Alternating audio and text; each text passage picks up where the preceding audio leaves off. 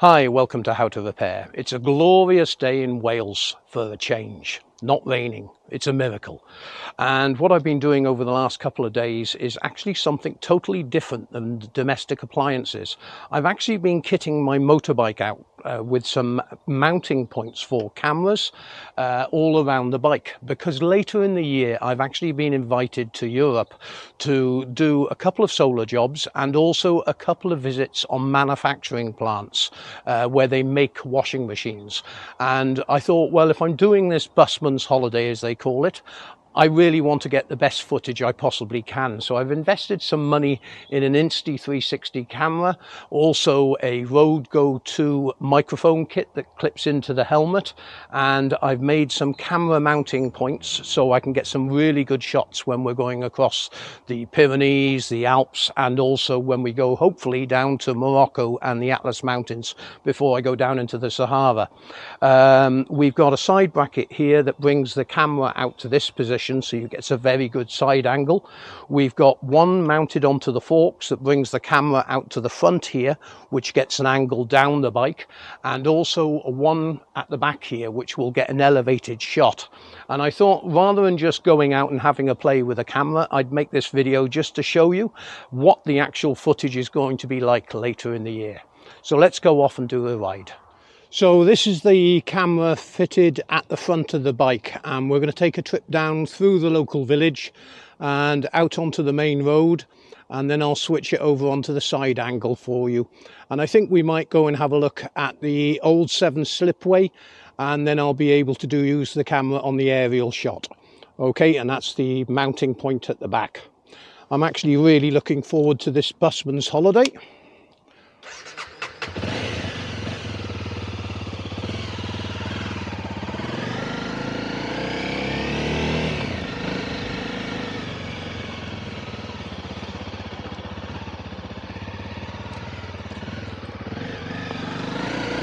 Off we go. Well, it's a very rare day in Wales. It's not raining, and it's very few occasions I get to try out this stuff in decent weather. And I really want to make sure that it's all working perfectly before I get to these locations, because I'm not going to have any Amazon deliveries turning up in the middle of nowhere. I'll also put a link in the description for you on the mounting brackets, which Manfredo, I think the brackets are, if I pronounce that correctly. The camera unit is an Insta360. I will be using additional cameras as well, and also the Rode Go 2 wireless microphone system, which you can see just underneath here with the little fluffy bit on. This is to stop the wind actually causing problems with the microphone. This is my local village, and we'll go up left past my local pub. We'll have a 5-minute ride, and then we'll call in for a refreshment or two.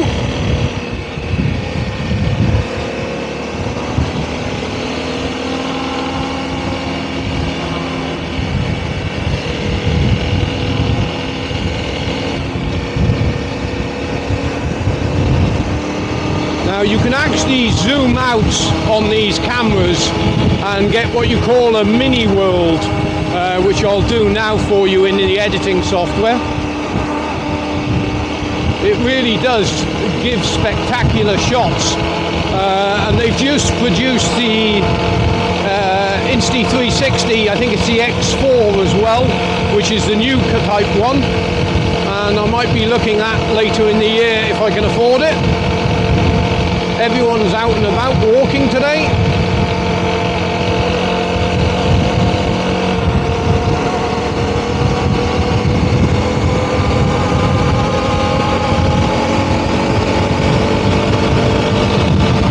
You've also got the GPS system, which I'll flick on in a second for you. And the reason I don't flick it on while I'm inside the village, just in case I was not complying with the speed limits, as I believe now they can actually prosecute you if you're actually showing video footage of you breaking the law. So we're now heading into my local big town, which is Chepstow. And along this A48 I'll stop and put the camera on side mount.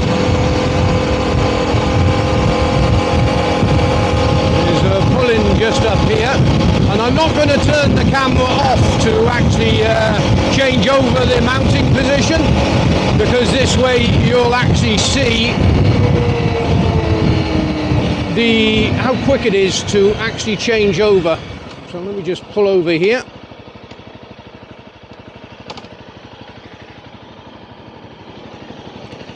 So I'll try and do this just got one screw bracket down the bottom. I know it's got a selfie stick on it, but it actually hides everything. It uses a split system, and if I just show you the mount there, you have to undo that, wind that all the way off, then press the button, and I'm able to slide the stick in and then clamp it up.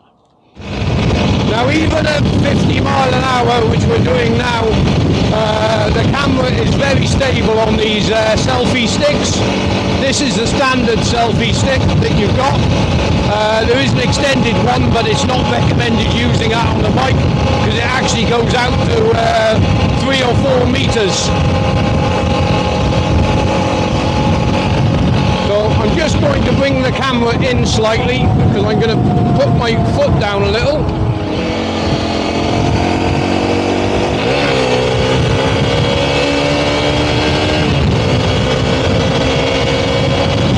Head out to Chepstow.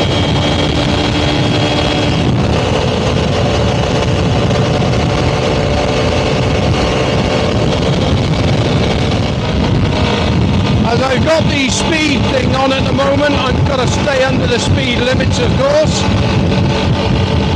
I don't want a self-given ticket.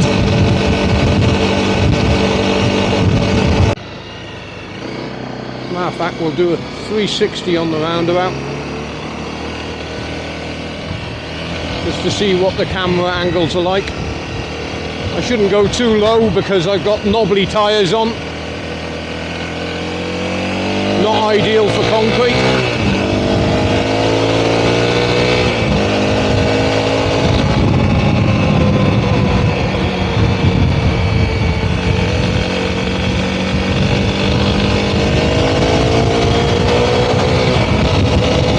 Notice that the lighting conditions change heavily when we go in the shade. They do like good lighting conditions, these cameras, because they are 360. But I've been really impressed with this camera. It's been able to do videos like inside the workshop, showing you all the way around the workshop, which I suggest you watch, because you're able to use a 360 camera in its full sense there. In other words, you have control over it. I'll put a link to that in the description below as well. It's a nightmare in Wales nowadays. This 20 mile an hour speed limit is just absolutely absurd. Any small towns, villages, it's all 20 mile an hour. But I do believe they're revoking that shortly and putting it back to 30. Another great waste of taxpayers' money. Yeah, so when we're doing this trip, I'm hopefully leaving sometime around September. We'll be driving through France. I've got to stop off near a place called Pau, which is about 200 miles away from Toulouse, on the border between the Pyrenees and the Alps. I've got a solar job to look at there. I've also got some filming to do in the Alps on a solar installation that just needs inspecting, and I believe that's on a 3,000 or 4,000 meter peak. So that'll be really interesting to go up there, but that's weather permitting, of course, because it will be late September. and I am not riding the bike in cold weather. It was not built for that.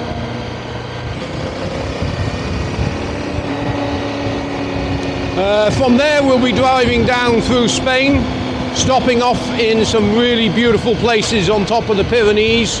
Lyon, I intend to go down to Zamora, then down to Salamanca, which is one of my favourite cities en route to Portugal. Spend a few weeks in Portugal, and then hopefully heading down to Gibraltar, where we'll catch a ferry and go across to Morocco from Algiers. And then when we come back in from Morocco, I've got a few different plan options. One is to go to Italy, but I will be going up to Barcelona as well, on the other side, the Mediterranean side of the Spain. We'll see where we go from there, but I intend to take quite a few months off, because I've spent a lot of time over the last few years getting videos made for you, and this is like a busman's holiday for me. Still be working, still answering all your questions on the website, doing some videos along routes as well, but this is some quality time for myself. I'm not getting any younger, and if I don't do it now, I'm never going to do it. This is Beachley Army Camp at Chepstow. I worked there when my 16, 17 years of age for a few months. Servicing vehicles, of all things.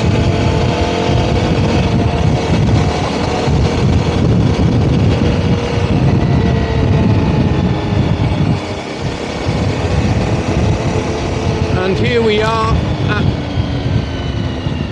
Beachley Slip, which is the old crossing over to Bristol. Back, I believe it was 1964, I think. This was used to get cars across to the other side before this bridge was complete.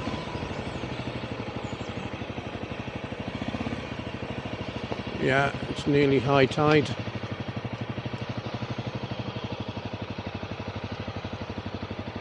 So I'm just going to turn the bike round to face upwards.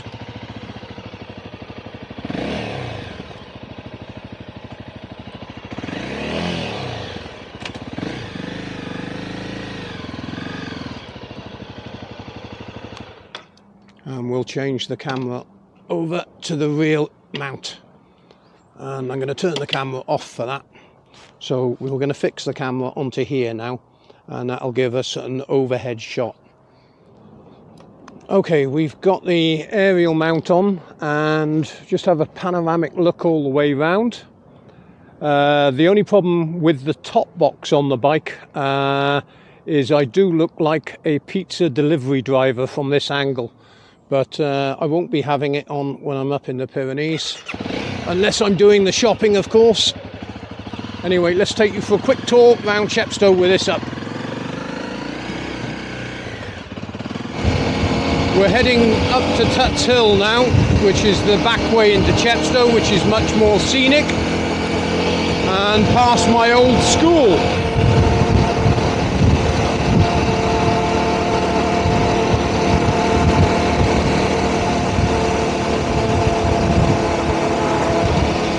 The back mounting bracket became a little loose earlier, so I've had to put a cable tie going onto the top box to keep it in the upright position.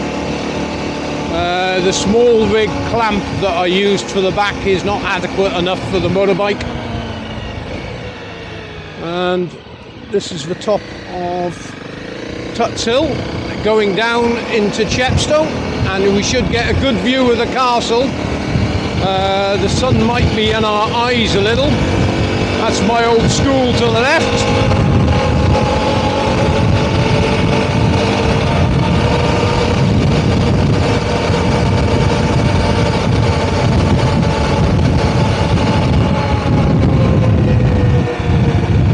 Nip down here, you can have a look up at the Chepstow Castle there on your right. And while I turn, I'll let it follow it around. That's the joy of a 360 camera.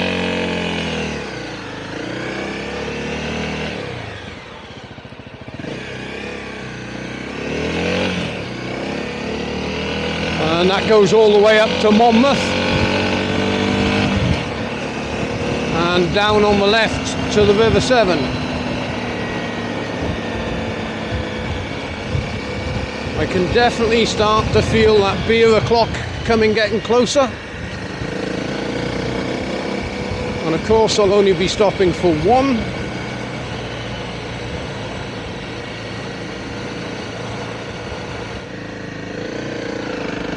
This is Old Chepstow High Street.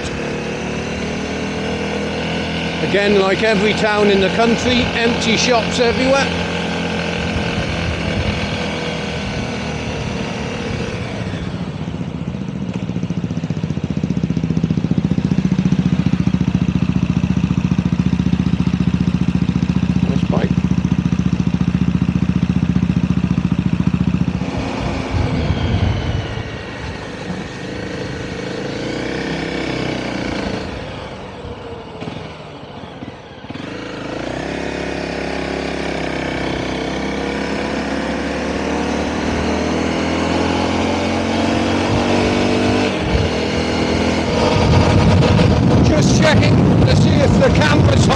With that cable tie. That's a bracket that I'm going to have to modify, and I just wanted to make sure that I've got it in a good position before I actually put the hammer down a little.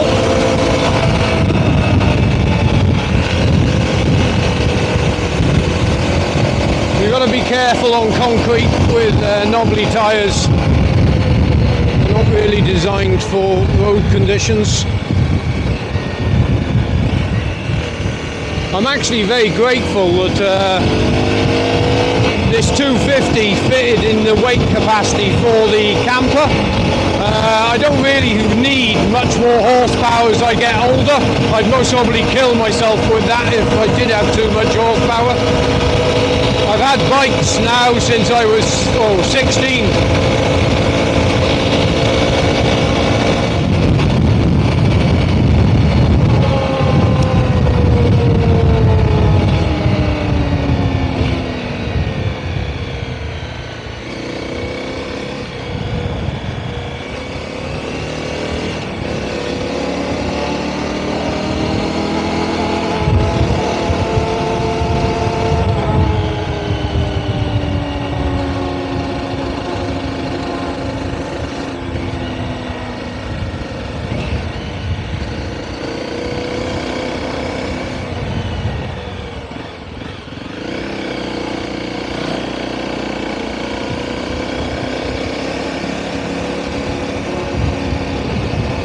See if there's anyone in the local bar.